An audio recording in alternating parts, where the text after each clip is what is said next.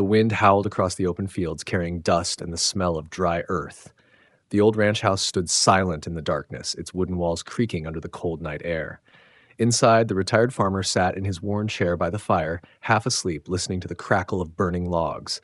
His life had been quiet for years. No visitors, no family, no noise. Just him and the land. Then came the sound. A knock. Slow, heavy, and desperate. He froze. Nobody ever came this far. Not in the middle of the night. His hands, rough with age, tightened on the armrest.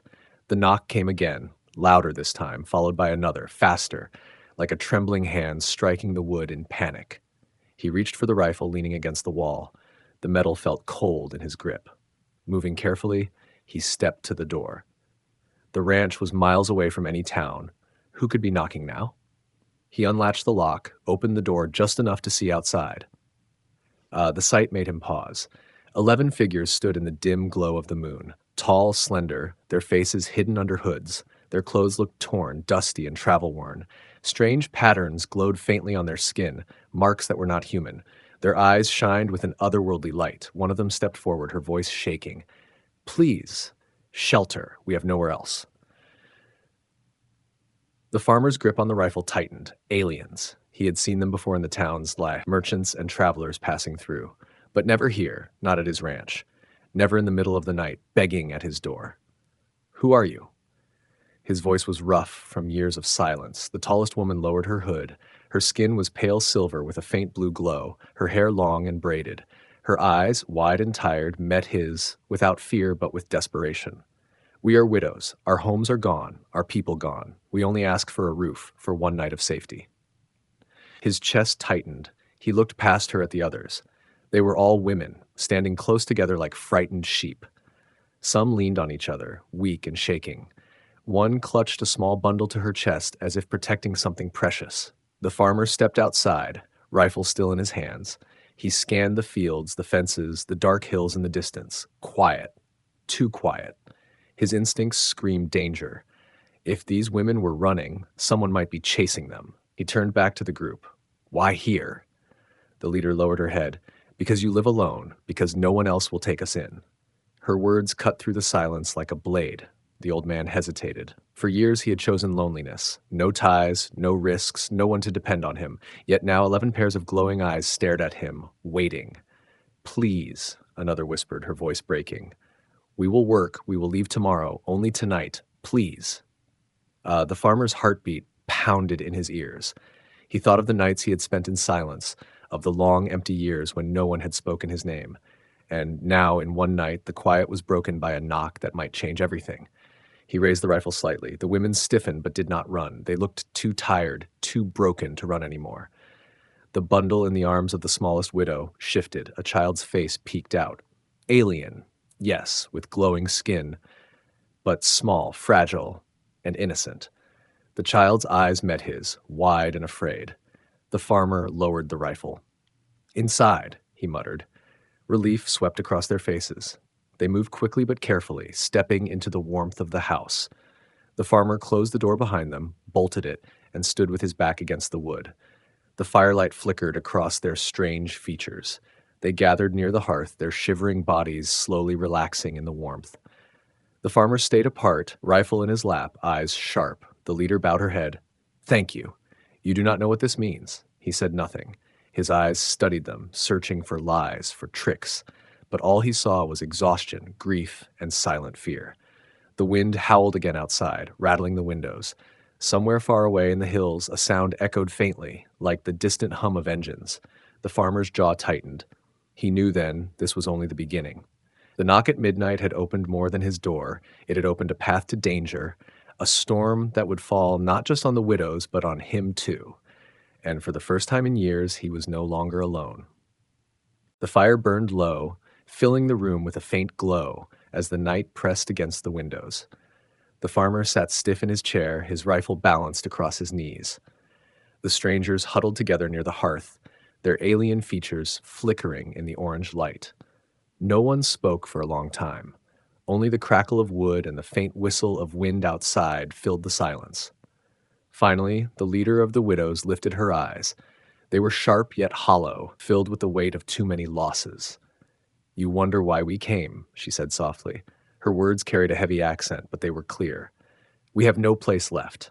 No one else would open their doors. The farmer's gaze hardened. People like me don't get visitors. Why risk my door? What are you running from? One of the younger widows, her hands trembling, unwrapped the bundle she carried. Inside was not a weapon, but a broken necklace, its beads glowing faintly with strange energy. She held it up as though it was all she had left in the world. This was my husband's, she whispered, her voice breaking. He died protecting us. They will come for us next. If we are found, there will be no mercy. The farmer shifted in his seat. He had heard many lies in his life, but the way her hands shook, the way her voice cracked, felt too real to ignore. He leaned forward slightly, his face caught between suspicion and pity. Who is they? The women lowered their heads. The leader answered, her voice cold as steel. Soldiers, raiders, hunters. Call them what you wish. They took our homes, killed our men, and left us to wander. We are prey now.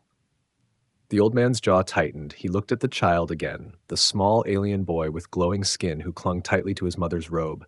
The child's eyes blinked up at him, wide and frightened. There was no lie in those eyes, only fear. The farmer sighed and rubbed a hand over his weathered face. He had spent years avoiding the troubles of others. Wars came and went, people lived and died, but his ranch stayed the same. Now 11 lives had dropped into his world, fragile and desperate. He had not asked for this, yet here it was, sitting by his fire. You can stay tonight, he muttered at last. But come morning, you're gone. Relief spread across their faces, quiet and heavy. Some of them even wept, covering their faces with thin hands. But their relief unsettled him more than their arrival. Why did one night mean so much? The leader bowed her head. We will leave at dawn, as you say. The farmer stood and moved toward the window. His eyes scanned the darkness outside, searching the hills and fences. Nothing stirred, but unease crawled up his spine. He had lived too long in silence, not to know when the air itself felt heavy with danger. Behind him, the widows whispered softly in their own tongue. Their words were low, filled with grief, sometimes broken by muffled sobs. He caught pieces of their conversation, enough to know they were not plotting. They were remembering the dead. He kept his hand on the rifle. He would not sleep tonight. Hours passed, the fire sank lower, and the women drifted into uneasy slumber on the wooden floor. But the farmer remained at the window, his shadow stretched by the faint firelight. Out on the horizon, a faint glow flickered for only a second before vanishing into the dark. He clenched his jaw. He knew what it meant. Someone was out there, and sooner or later, they would come looking. The fire had burned down to glowing embers, painting the room in a dim red light. Most of the women slept close together on the wooden floor, their bodies curled up for warmth, but a few remained awake, their eyes reflecting the flicker of dying flames. The farmer sat in silence, the rifle still across his lap, watching every movement. He told himself he was only guarding his house, but deep down he knew he was listening, waiting for their words. The leader sat near the fire, her face pale and sharp in the weak light. She broke the silence first. You think we bring danger with us, she said without turning her eyes to him. His voice was low, steady. I don't think. I know. She gave a faint smile, sad and tired. Then perhaps you should know what follows us. The younger widow with the broken necklace lifted it again, letting the faint glow run across her hand. Our husbands fought in the last war. They were promised protection. Instead, they were sent into a trap. Her voice cracked as the memory forced its way back. They never came home. We were left behind. Soldiers came to burn our homes. We fled. Another woman shifted closer to the fire, her hair falling across her face as she whispered, We walked for weeks, hiding by day, moving by night. Every time we thought we were safe, we saw lights in the sky. They hunt us still. The farmer's grip on the rifle tightened, though his face showed nothing. His years of living alone had taught him to hide every emotion, but something twisted inside him as he looked at them. He had lived in silence for so long, thinking he had suffered enough, but their voices carried a weight heavier than loneliness, survival. The child stirred in his mother's arms, whimpering softly. She hummed in a strange alien tone, the sound more like a vibration than a melody. It calmed him quickly, but it made the farmer's skin prickle. The sound was beautiful, but also filled with sorrow. He stared at the fire, his thoughts dark. If you're being hunted, they'll come here. They'll follow your trail. You've brought war to my door. The leader finally looked at him. Her silver blue eyes glowed faintly, steady and unafraid. We did not choose your door for war. We chose it because you were the only man who lives without chains. A man free of masters is less likely to betray us. Her words struck harder than he expected. He had spent years pushing the world away, keeping himself free of attachments, but she had seen it in him instantly. His silence, his isolation, it was no secret to eyes trained by loss. The youngest widow, no older than 20 by human eyes, leaned forward suddenly. "You could turn us out right now," she whispered, her voice trembling. "We would not fight you, but if you do, we will die before morning." The farmer's eyes met hers, and for the first time he saw not aliens, but people. Exhausted, broken people who had nowhere left to go. The fire popped, sending sparks into the air. For a long time he said nothing, only listening to the sound of the women's breathing, the faint sobs they tried to hide, the whistle of the wind against the old walls. At last he muttered, "Sleep. You'll need it." The women looked at each other, unsure if it was kindness or warning, but slowly they obeyed, curling together like a single body, their glow dimming as their eyes closed. The farmer did not move from his chair. His hands stayed on the rifle, his ears straining at every creak and whisper. In the distance, just beyond the reach of the night, he thought he heard something faint. Boots on earth, or perhaps only his imagination. Either way, he knew morning would not come quietly. The morning light crept across the dry fields, soft and gray, but the farmer was already awake. He had not slept at all. His boots crunched on the wooden porch as he stepped outside, the rifle slung over his shoulder.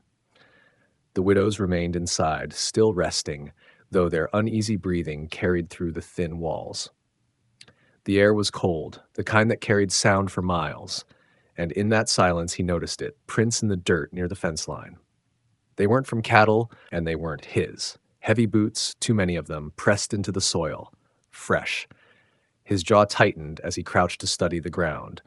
Whoever they belonged to had moved in the night, circling the edge of his land, watching. He lifted his head slowly, scanning the hills. The sun had not yet risen fully, leaving long shadows across the ground. For a moment he thought he saw movement near the ridge. Just a flicker, like a shape slipping behind a rock. He blinked, but the shape was gone. When he turned back toward the house, one of the widows was standing in the doorway, her thin figure framed against the dim light inside. She said nothing, only looked at him, her eyes wide with worry. He raised a hand slightly, signaling her to stay quiet. Then he pointed to the ground where the prince lay. Her lips pressed together, and she vanished back inside. The farmer's heart beat slower, heavier. He had lived through raids before, years ago, when men came to steal cattle or burn out neighbors. He recognized the feeling now, the weight of being watched. The day passed in restless silence. The widows helped where they could, fetching water, tending to the child, repairing a torn sleeve with careful hands. They tried to act normal, but every sound made them flinch. Every gust of wind through the grass made them glance at the windows. When night came again, the unease only grew stronger. The farmer kept the lamps low and walked the edge of the porch with his rifle. The widows huddled inside, whispering in their own tongue, their fear almost thick enough to taste. Then, sometime past midnight, he saw it. A figure, dark and tall, standing just beyond the far fence. Not moving, only watching. The farmer raised his rifle, sighted down the barrel, but the figure slipped back into the shadows before he could draw breath to fire. He stayed there for long minutes, his finger on the trigger, the night pressing close around him, but nothing else moved, only the wind and the creak of old wood. When he finally stepped back inside, the widows looked at him with silent eyes. He didn't tell them what he saw. He didn't need to. The fear in their faces told him they already knew. Someone had found them. And soon the knock at midnight would not be from desperate hands, but from the ones chasing them. The first sound was not the wind, but the sharp crack of metal striking wood. The farmer jolted awake from the chair he had dozed in, his rifle already in his hands. The widows stirred, some gasping, others clutching each other in silence. Another crash followed, this time the back gate splintering under force. "Stay down," the farmer growled, his voice steady though his blood surged with fire. He moved toward the door, his boots heavy on the creaking floorboards. The widows clung together near the fireplace, their glowing skin flickering like frightened lanterns in the dark. The child whimpered until his mother pressed his face to her chest, whispering a trembling lullaby that even fear couldn't silence. Outside, shadows swarmed. He saw them clearly now. Men in dark armor, their movements quick and precise. They carried weapons, not like hunters, but like soldiers. They hadn't come to scare. They had come to take. The farmer lifted the rifle and fired. The crack split the night like thunder, echoing across the empty fields. One of the soldiers staggered back, falling into the dirt. For a breath, silence followed, and then the air filled with shouts. The windows shattered under the force of thrown metal. The widows screamed, ducking to the floor as shards rained across the wooden boards. The farmer barked at them, "Down!" before firing again through the broken frame. Another soldier dropped, his weapon clattering. The leader of the widows crawled toward him, her eyes burning with desperate courage. "They won't stop," she hissed. "They followed us across worlds. If they take us, none of us will live." "I figured that much," he growled, pulling back the bolt and firing again. His old hands were steady, trained by a lifetime of survival. But he knew his bullets were few, and their numbers were many. One of the younger widows snatched a broken chair leg from the floor, clutching it like a spear. Another grabbed a shard of glass, her hands trembling but determined. The farmer looked at them and saw not helpless creatures, but women ready to fight with whatever they had left. The soldiers pushed harder, their boots thundering against the porch. The door shook under the weight of their assault. The farmer slammed his shoulder against it, holding it for as long as his strength would last. "Through the back!" he shouted. "Get out while you can!" But the leader shook her head fiercely. "No more running. Not tonight." The child wailed as the door split, and then the soldiers burst through. The room exploded into chaos. Shouts, firelight, the clash of wood and metal. The farmer's rifle roared one last time before a soldier lunged at him. He swung the rifle like a club, the butt striking hard against the man's helmet. The widows fought beside him, their voices crying out in strange tongues, their makeshift weapons flashing in the fire's glow. One soldier staggered back with glass buried in his arm. Another fell under the wild swing of a chair leg.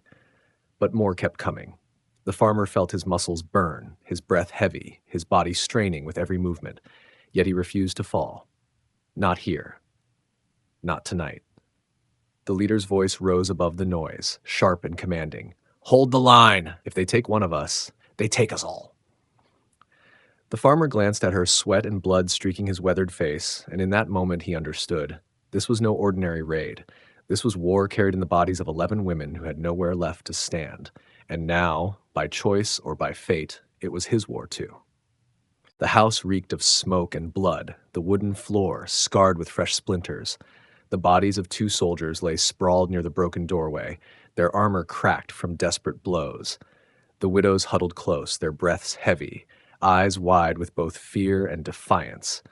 The farmer leaned against the wall, reloading his rifle with shaking hands. His arms ached, but his eyes burned with the fire of a man who refused to fall.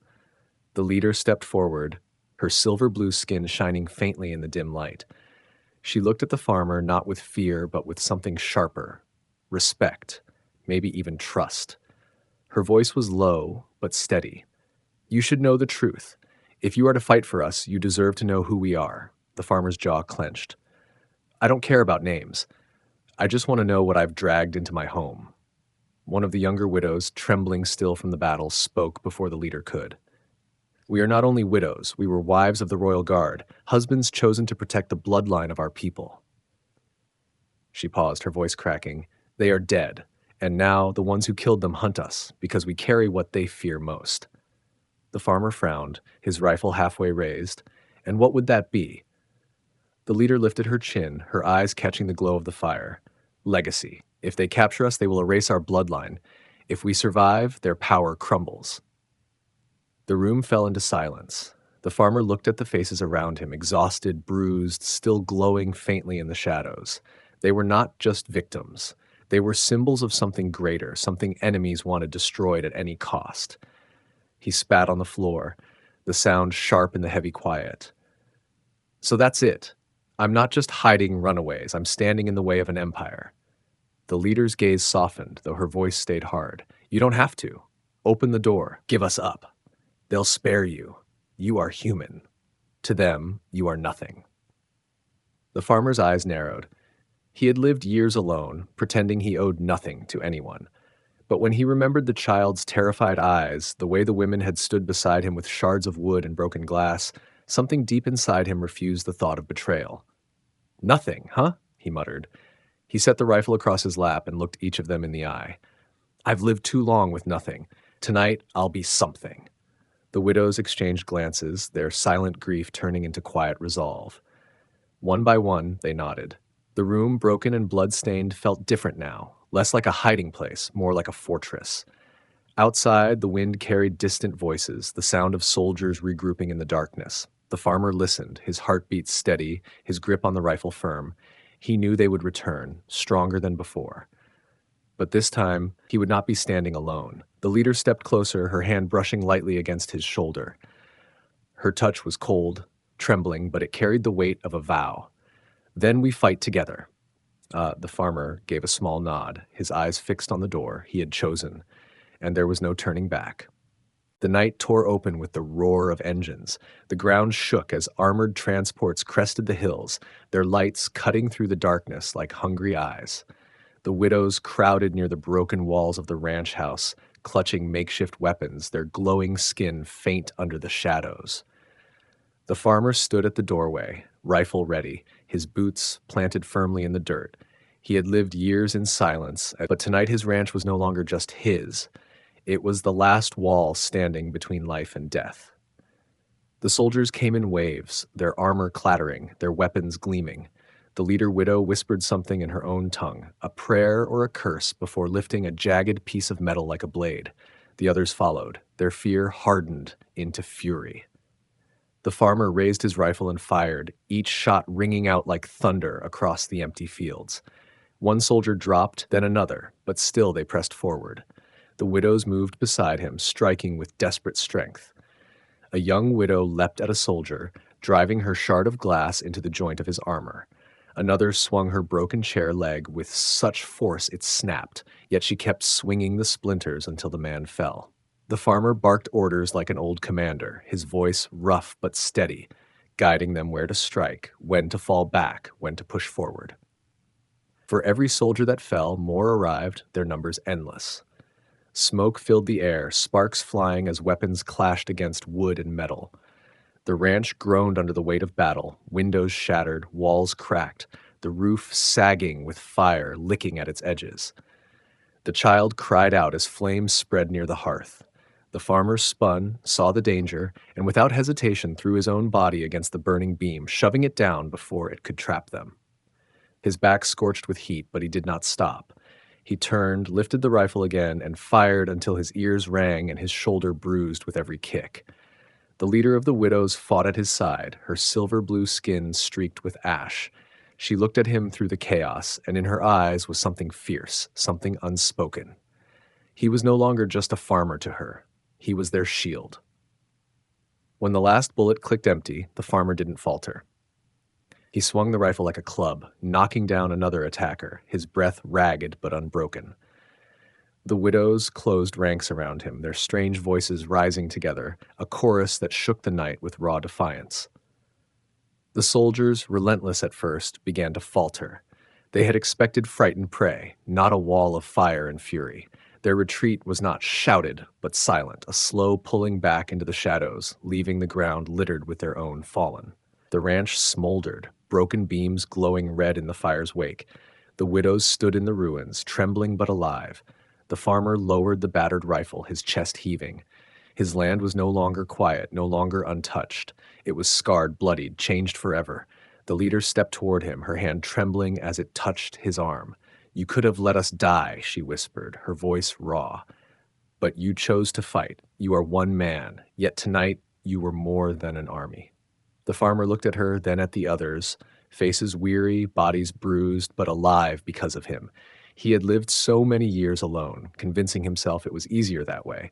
Now 11 alien widows stood on his land, not as strangers, but as something closer. The The night was not silent anymore, but for the first time in years, the silence didn't matter. He was not alone, and whatever storm would come next, they would face it together.